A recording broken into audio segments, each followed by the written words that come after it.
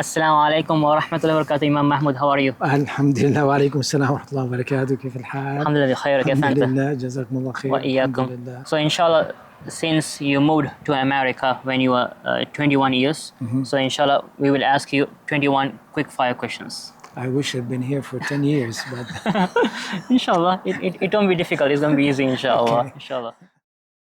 Who are your teachers? Who did you study under?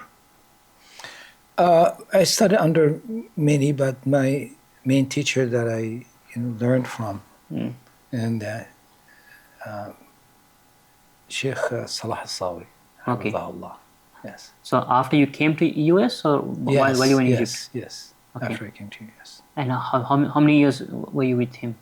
On and off for many years. Okay, Yeah. mashallah. And I've been following him, Mm-hmm. in all his fatwa and what he does and so forth. Yeah. Yes. Okay. And what is unique about the Sheikh is that he is, a Sheikh who studied, and Yeah. had the knowledge, and he's been a teacher for many years, and also he's been living in the United States for a while. Okay. So he's familiar with the issues in the United Okay. States. So when a question is asked to him, he answers in a way of knowing, more than an average sheikh to be able to answer about what's going on in the West. In the West. Yes. And what advice would you give to the youth? Right now, it's been shifting. It's been shifting, of course, because of lately what's happened and what's been going on for the revolution of the screen. Yeah, Okay? true. And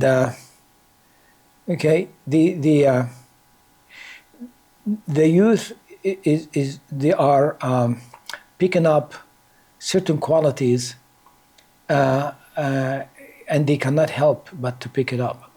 They do not quite know that they are picking it up, which is the lack of tawakkul on Allah, the lack of dependence on Allah subhanahu wa ta'ala, just because of the screen.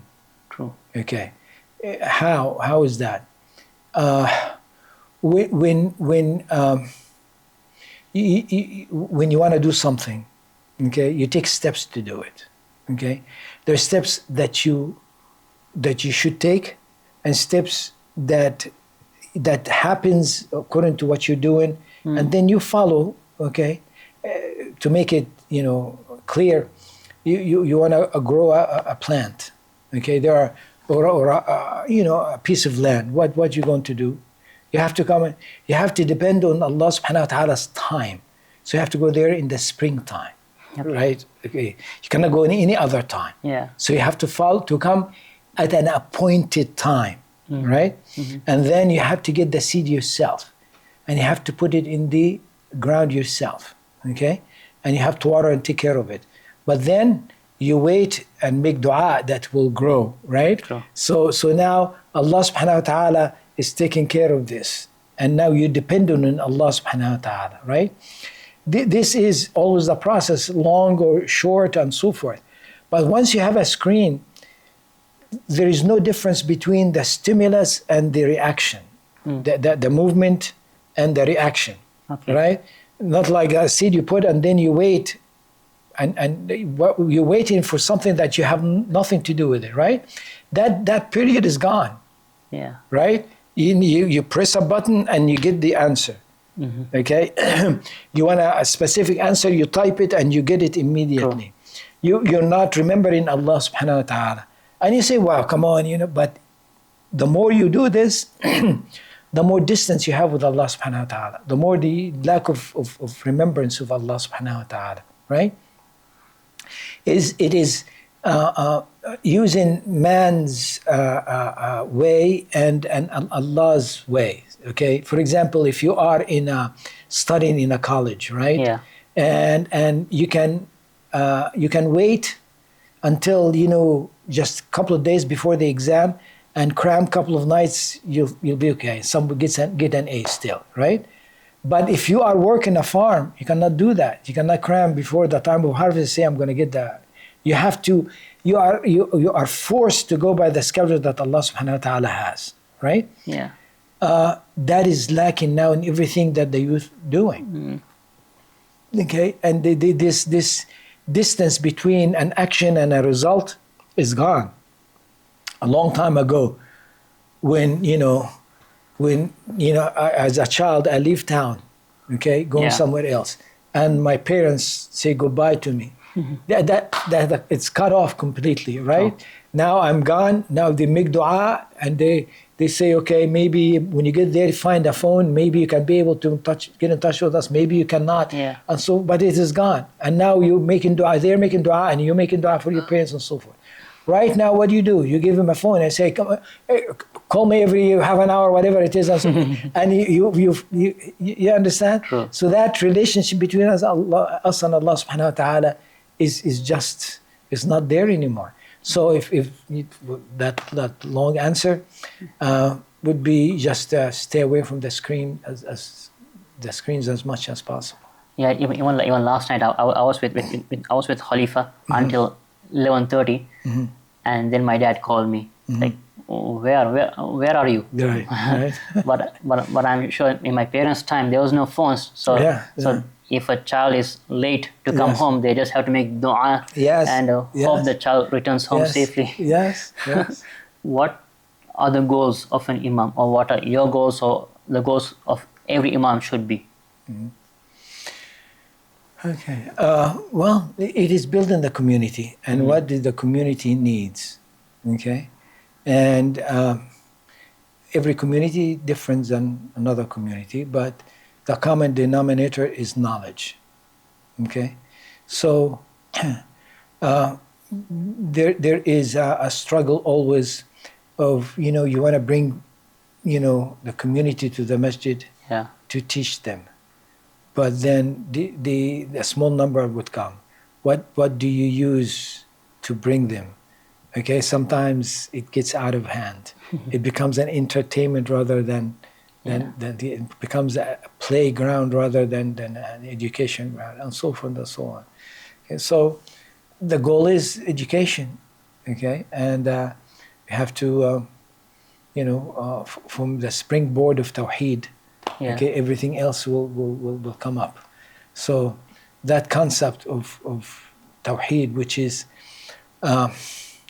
what is you single Allah by Allah's action. And you single Allah by your action, and get to know who is Allah subhanahu wa ta'ala. That's basically Tawheed. If you open any page of the Quran, you'll find this concept in it. That Allah tells you what He's doing and telling you about what you should do and what you as a human being, and who is Allah subhanahu wa ta'ala. In whatever story before of the direction that Allah subhanahu wa ta'ala has given us to do and not to do and so forth, that concept is always there.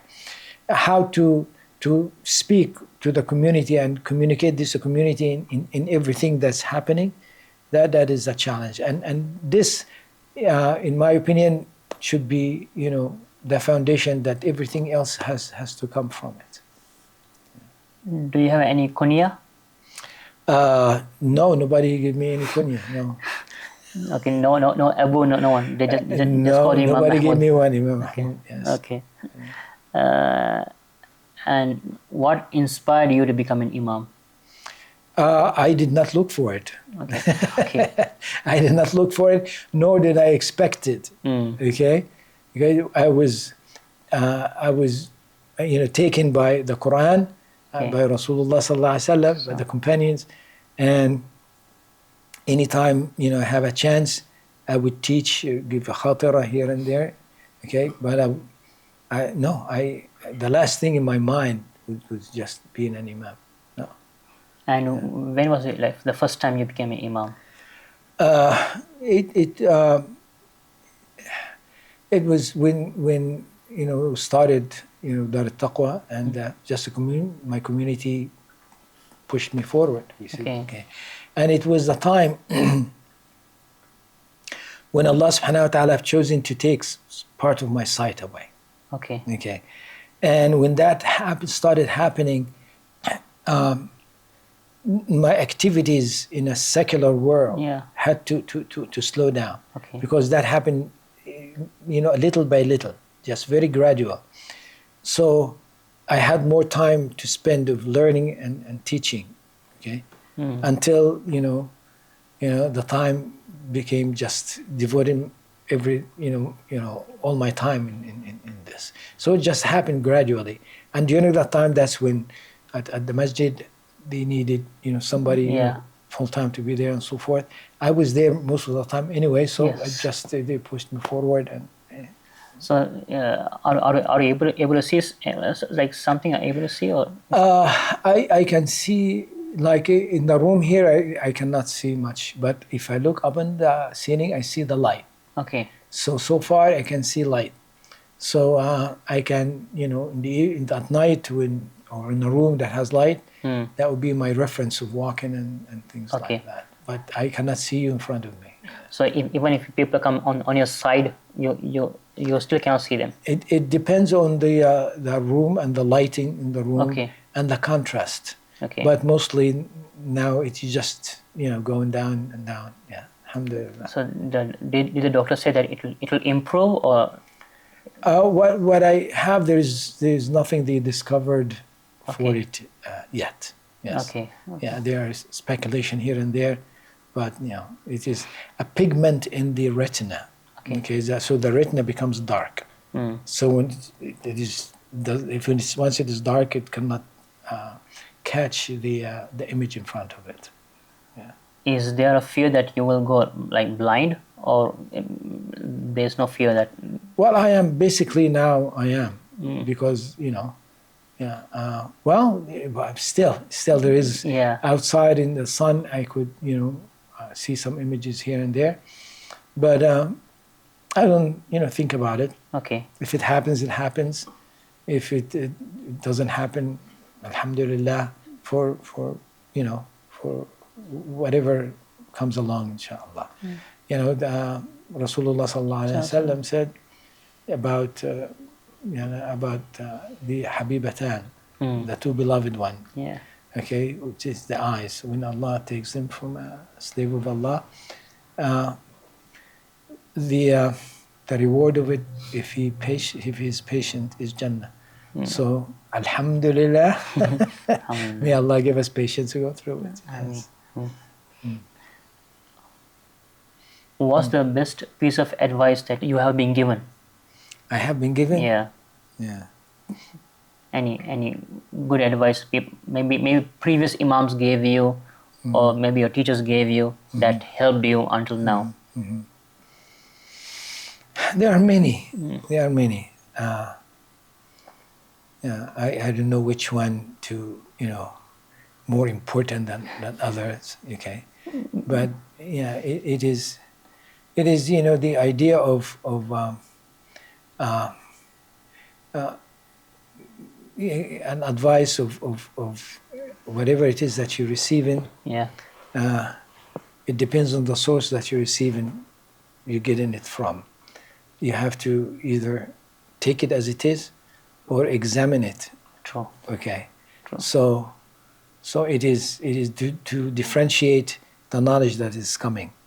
Okay, the source of it, so you know how to deal with it. Okay, that is the best advice. That are you going to say سمعنا وأطعنا, we hear or obey about this, or you're going to say, wait a minute, push a break and let's examine it a little bit and see what we can do with it. Yeah. So yeah. You cannot mix those two. Meaning that there is when Allah subhanahu wa ta'ala created Adam alayhi salam, He gave him two kind of knowledge. Okay. علمه الأسماء كلها. Okay. Allah subhanahu wa ta'ala taught Adam the names, and then Adam was able to tell the angels the names. Right. Yeah. That knowledge is the knowledge that serves you. The knowledge itself serves you, right? That's one kind of knowledge, right? True. Yeah, this is that, this is this, and this is how you deal with it this way and so forth. That's a knowledge that serves you, right? But then Allah subhanahu wa ta'ala told Adam and his wife, لا تقرب هذه الشجرة فتكون من الظالمين. Do not get close to this tree and you'll be those who committed injustice. So now that is a different kind of knowledge, the knowledge that you serve, right? Yeah. It is coming to you and you should serve this. Allah said, don't do that. Sami'na wa ata'na. Okay, you should serve this. So the advice here is you have to differentiate when the knowledge comes, this from that, okay? The whole world now, not the whole world, but the West especially, getting the knowledge that you should serve, okay, and putting it with the knowledge that you should, that serves you, okay, and you should serve, and putting it with the one that serves you, right? So another word, this is what shaitan did, right? Shaitan, when Allah said, make sujood to Adam, okay, this should be sami'na wa ata'na, right? Correct. Because it is the knowledge that you should serve, right? But he took it as the knowledge is that it serves him. So he analyzed it. You know, how come he is this, I am that, and you create him from fire, create him from clay, and so forth. Okay, that is the Western mind now, or the mind that is available and that's in the world today, right? That everything is under examination. So the advice would be, you need to cut it sharply between the knowledge that you should be serving and the knowledge that serves you, and never mix it. Number 16 is what qualities do you look for or value in people? The issue is how to deal with one another. Okay. Okay, it is how good he is or she is with dealing with people. And the most important quality is to be forgiving. Okay. To be forgiving. To be able to take a hit and just continue, you know, or, you know, just you know, have a mild, forbearing quality that the ability to forgive people. Okay. Number 17 is your favorite food. My favorite food? Yeah. Pigeons. Pigeons. Oh, sorry, pigeons. You have only a few days left. And number 16, so number 18th. Who are your role models? Your role models that you looked up to when you were growing up as a child. Oh. Yeah. Yeah. Well, role models as I was growing up were my brothers. Okay. Because my brothers, they were a lot older than me. I was the youngest. Okay. So as I was growing up, I was, you know, by their feet wherever they go. So naturally, they became the role model for me. And are they in US or they are in Egypt or they passed away? Well, I still have one brother here. Okay. Yes, but the other. Is he here or in a yes, different he's state? here. Okay. He's here with us. Yes. Yes. Have I met him? Yes, I'm sure you did. Okay, maybe. Yes. Yeah. Yes. But alhamdulillah, the youngest became the imam, and the oldest has to listen to the imam. And the imam have to listen to him. Behind the closed doors, he has to listen to him. MashaAllah, MashaAllah. May Allah keep you guys strong until the end. Yeah, like man, I have seen like in families like when the kids or the siblings they have a strong bond when they are young. As they grow up, they get married, they have their own lives. Sometimes that bond is not strong. Yes. Once they grow up, and that's a sad thing. Like I would ask my mom, like now me and my brother, like we are strong. Like Alhamdulillah. Our bond is strong. Like will our bond become bad once, let's say, he gets married and then I'm married, but like once we have our own lives. Once you all have children, you know, then the bond will get even stronger, inshallah. Inshallah. Yes. Number 19 is what is like how is your morning routine? Well, the morning routine that like everyone, you know, waking up, you know, try to wake up before Fajr. Yeah. Okay, and do what people do before Fajr. Okay, and then, you know, go for Fajr, give a khatira, come back, stay up a little bit, Then it depends on the season. Okay. Right now, summertime, so you only sleep about at night 3.5 hours or so. Yeah. Then I have to go back to sleep. Okay. You know, for the old body to get some energy back. You know, and then wake up and breakfast and go on with the day. But in winter time it's different. When the day is shorter in the fall, Okay. then there's no need to go back to the time at night is longer. So maybe before Fajr will be a little bit longer, okay, and then no sleep and you know. But as you know, I get older. Of course, there is a nap during the day, Yeah. you know, and so forth. Yeah. And do you give a talk like every day and after Fajr? Yes, Okay. just 5 minutes or so. 5 minutes. And 100 people they stay. Yes, after Okay. Fajr. Yes. So if the youth they want to come to Maryum Center for Fajr, they'll see you inshallah giving a talk. Yes. Okay. Alhamdulillah, inshallah. Number 20 is how long it takes for you to give khutbah as compared to when you first began giving khutbahs. Yeah. Well, when I first gave khutbahs, you know, a lot of preparation. Yes. Okay, and I was able to see at the time. So I had to, you know, write, you know, the whole khutbah. Okay. And then try to read it and then, you know, deliver it. But then after a while, I was writing just mostly bullets. Okay. Okay, so the content I know or I have, and then just the bullets to remind me what I'm going to be speaking next and so forth and so on. So I was just having flashcards with me when I was giving the khutbah. Okay, just a small piece of paper tell me this point and that. Yeah. And maybe some hadith or something like that, because you know you wanna, you know, give a khutbah in a proper way and so True. forth, right? And then I remember, as my vision going away, Yeah. we used to give the prayer Jummah at the Interfaith Center, Okay. Owen Brown Interfaith Center. So I would go and I want to make sure that I am standing under a light. Oh. So when I bring the paper in my hand like this, I can see See. see Okay. the bullets and so forth, right? So that particular day, Jummah, I went and the adhan was given, right? I get it out and I cannot see it. Okay. Okay, because the eyes have deteriorated that Okay. much. Okay. Okay, so now what do I do? So I completely changed the subject, Okay. and I went to something that I was thinking about during the week. Okay. I had information about and so forth, Yeah. and I started with that. Okay. Okay, and that was a strong khutbah. Okay. It was Alhamdulillah. coming out of the hands as well. So from that point on, you know, just preparing. And as more khutbah that you give, Yeah. the more information that you have in your box, if you will. True. So you can bring what out here, what out there, and so forth. So, you know, it depends on what you're excited about,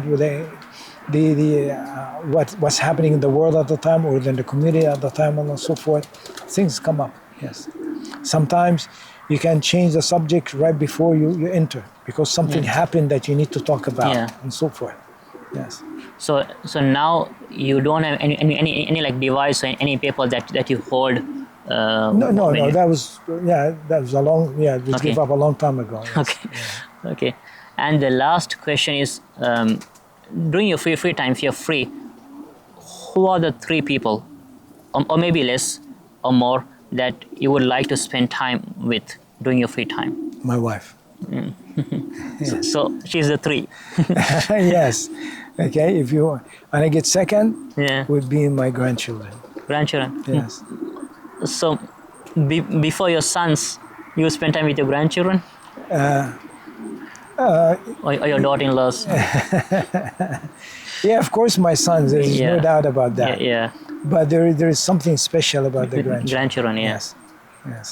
So these are the 2 most important, your wife and then your grandchildren. Yeah, let's say my grandchildren and my children are on the same level. Yeah. Yes. Yeah. Good. Yeah. Come to think about it, you know, and yeah, my children, you know, they're.